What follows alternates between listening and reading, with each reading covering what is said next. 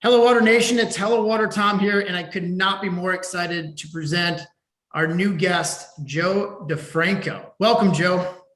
Thank you for having me, Tom. I'm excited to be here. This is going to be great. And if you guys don't know Joe, Joe is a guy who at a very young age knew exactly what he wanted to do, and he went out and did it. And he started small. When I'm talking small, I'm talking 500 square foot storage closet, small. So it's going to be a very interesting background and to get to know Joe. But more importantly, he now trains all the top athletes. International athletes come in to train with him. Trainers come in to learn from him. So at Hello Water, we're all about inspiring health, but you're not only inspiring health, you're inspiring entrepreneurism. You know, you're trying to make other trainers have a business model so that they can compete and eventually get across your knowledge, your expertise to more people, because you can't do it all yourself. Let's be honest. 100%. I think unfortunately, the personal training industry and the fitness industry in general, it's known for having a lot of egos, and everyone thinks they have to compete against everyone else. But I learned at a pretty young age, and I wasn't always like this. I won't lie. I'm very competitive, but I learned real quickly that I can't train every single person in the world, even if I wanted to. So I shifted my focus to more helping other trainers and training trainers. And I was always very, I guess, generous. I don't want to pat myself on the back, but generous with my knowledge. If I learn something, I want to get right online on YouTube and share it with the rest of the world so they could help. The personal trainers could help their clients, moms and dads could help their kids. Like that old saying, you know, rising tides rise all ships, or however it goes. I'm a big believer in that, is that we could all get better and we all benefit from it. And not only that, but you started your business, and I'll let you give the 2 to 5 minute spiel. But you started your business just because your passion was so incredible with fitness that you just worked for free. You just said, I will train any athlete right now. I feel like I'm better than everybody else out there. I have something to add to you that I can make you better. So tell us a little bit about how you got started.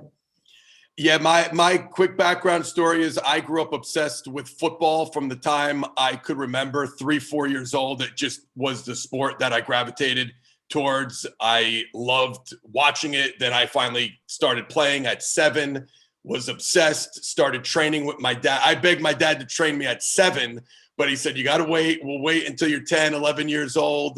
Then I started going to the gym with him. I saw how much it improved my performance. So then I kind of got obsessed with training for football and football. I went to a high school that was ranked in the top 5 in the country for football. Like, it was just my life. And I had a goal of playing in the NFL. Unfortunately, my junior year in high school, going into summer junior year, going into senior year, I literally woke up one morning, like went to bed feeling normal, woke up with this horrible pain in my back and nerve pain shooting down my leg. It was during football camp. So I just assumed, wow, I must have gotten a hit weird yesterday or something. This goes on my full senior year. I'm playing with this pain that will not go away no matter what I do. Stretching, rehab, nothing works. I still play very well. I get some scholarship offers to smaller schools. All the Division I schools stopped offering me, though. I had a couple of scholarships taken away because they could see something was a little off.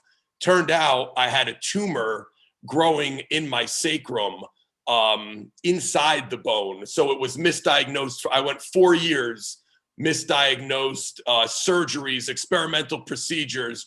I went through hell. My parents went through hell for 4 years, chronic pain, hooked on painkillers, doctors just prescribing me Percocets and Vicodins because they didn't know what was going on. And then finally, this started at 17. At 21, I was having a procedure done and they found it was a tumor, which scared the hell out of me. Thank God it was benign. I had it removed. but I was left with a lot of residual pain and issues from all the surgeries and procedures. So my football career was done. I cried myself to sleep for about 2-3 months. And then finally one day I was just like, well, I'm not going to feel sorry for myself for the rest of my life. I was in college. I was a senior in college at this point. So I'm like, I got to do something. Like, I need something to occupy my mind and give me that same passion football gave me. What else does that? Training and being in the gym and training myself, but also helping other people does that. That's what I'm going to do. I'm going to put all my time and effort, just like I put into football. I'm going to now put that into studying in anatomy, biomechanics, physiology, strength and conditioning, and I'm going to become the best damn trainer / coach in the world. And I just, from that day on, I made that shift. And now I had some passion and something to look forward to in the morning and each day. And that's what I did. I graduated college with a degree in exercise science, got an internship, worked at another gym for 5 years, worked my way up as the top guy there, then eventually left. There's not a ton of money, at least back then there wasn't, in personal training. So even though I was a quote unquote top guy, I didn't have much money. Sure. So that's how my story ends up. My first gym, as you mentioned, was a literal storage closet in the basement of an existing gym. They had a little room where they stored all their old and broken equipment. It had cobwebs and crap in there. And I knew the owner. So I approached him one day and said, if I clean out that storage closet downstairs, help you get rid of that old equipment, throw a slab of paint in that room and pay you a rent, would you let me train some people out of that closet? He gave me the opportunity, and the rest is history. That little 500 storage closet turned into like a legendary facility. Yeah, it's such a great story. And that's what people are willing to do. If you've got the passion for it, you'll find a way to get it done. And 100%. And if any of you out there listening follow Joe DeFranco, you'll notice that he tries to get 4 hours of sleep a night, but sometimes that doesn't happen. But he still operates pretty well off of 3.5, and he just goes. So yeah, it's like, if you want something bad enough, you'll find a way. If you don't, you'll find an excuse. And so you've been at it for how many years now? 25. 25 years. Yeah. And you've got some of the best athletes in the world that have come to you and the best trainers that are learning from you. So congratulations. I just want to tell everybody how we met.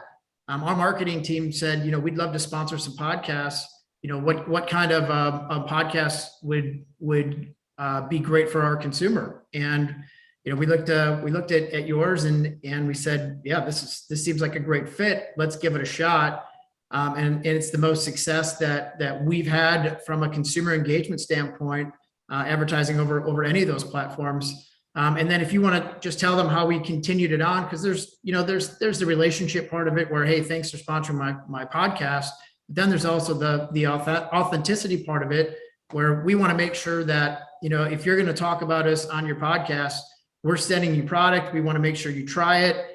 We want it to be very genuine. We actually didn't contract with you until you said, guys, I actually love the product, right? That is true. I get contacted by a lot of companies. I'm very grateful that my podcast has a very loyal audience. And because of that, I get contacted by a lot of people, get sent a lot of product. I decline more than I accept because I do pride myself on being an authentic guy.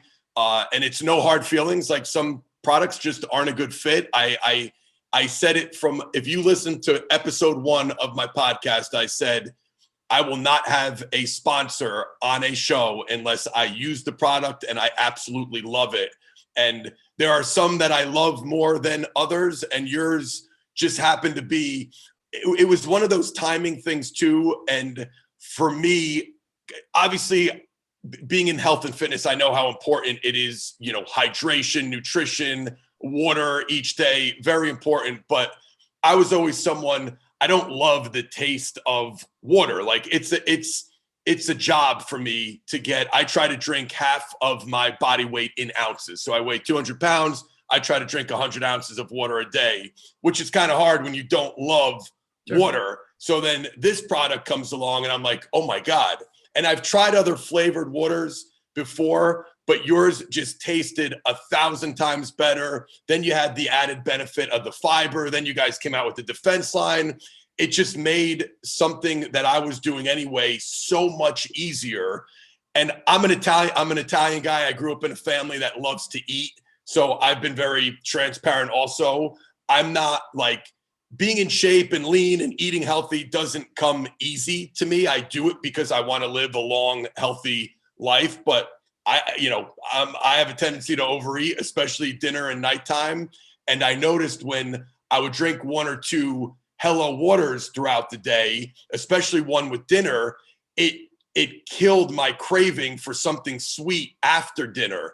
And so I started getting in better shape, even leaner. People started asking me, hey, what are you doing? You look a little bit better. And it was the truth. I said, man, I found, or they found me, or I didn't remember how we hooked up, but I go, man, I'm drinking this Hello Water product. I absolutely love it. It tastes great. It's healthy. And it's prevented me from wanting to eat, cookies and cereal and crap at night. And I think that's where the passion came out. I was truly excited about the product. Now I can't live without it. And I was just going to ask you, so how do you incorporate the lines into your daily routine? Well, throughout the day, I will have one. I love drinking one, especially the defense line. I've talked about this on my podcast. I have my own gym, but I also have a garage gym. And here in New Jersey, the garage gets to be 90, 100 plus degrees. So that defense line, I truly felt like it would bring me back to life. Like I'd be in the middle of a workout, just drenched in sweat, tired, exhausted. And I drink one of the defense lines during my garage gym workout. That would bring me back to life. And then one of I call them the original line, I would have with dinner. And so generally I have 2 a day. And like I said, help me get through my workouts, plus help me or prevent me from kind of wanting dessert or overeating at dinner. That's kind of my staple is like one while I'm training, one with dinner. And, every now and then 3 or 4, but for the most part, that's my main routine.